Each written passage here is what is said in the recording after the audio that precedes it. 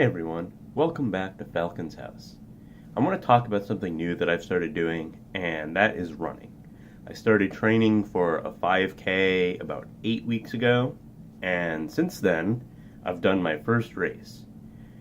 So, I am very slow, and that's why I decided to make this video. I wasn't really sure if I wanted to talk about running on the channel, like, it just didn't really fit with the other themes of, like, movies and TVs and projectors and technology that I've been doing. But when I was doing research on running, and I found most running channels seem to focus on really good athletes. And the runners on those channels have been running for a long time. They have 10, 15, 20 years experience. And they're all really fast. Like the slowest one I found runs half marathons at like a 7.5 minute mile pace, which is still very quick. And a lot of them were running 20-minute 5Ks, things like that. So I was like, okay, I need something that's slower paced, that can be for beginners, and that's why I want to talk about it. After my first race, after training for 7 weeks, before the race, I only ran a 39-minute and 3-second 5K, which is very slow.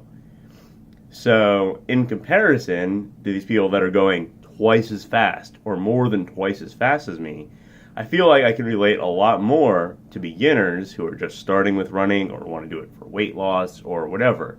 And so the first thing I would have to say to do is you have to have the right gear. Really, it's in shoes. Like other things, like I have a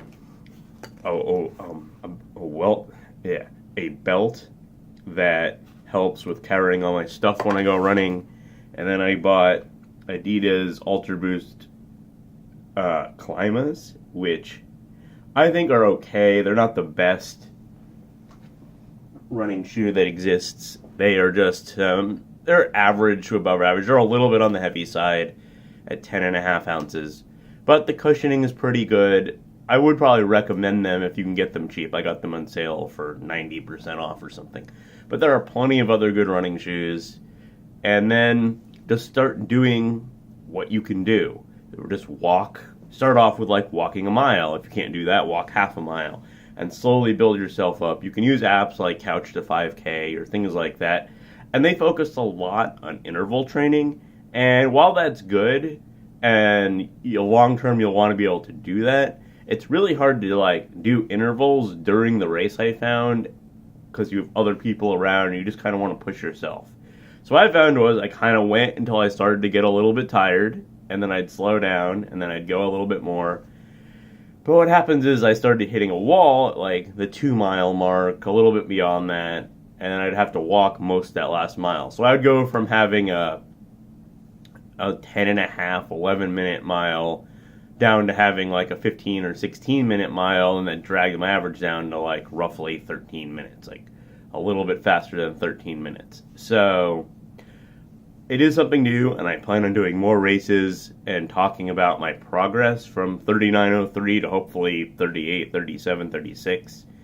I think about 35 minutes is when I can just run the whole thing without taking walking breaks. And then from there, I'm going to have to focus on getting faster, and then I'll be able to talk about tips for that I found that worked for me. And starting off really slow gives me a lot of room for improvement. I think I can get down into the mid-20s, but beyond that, I'm probably going to hit a wall of my own physical abilities. So, if you have any interest in starting to run or any starter tips, that's what I'm going to try to be producing and talking about how I do in my races. Well, thanks for watching. Please like and subscribe.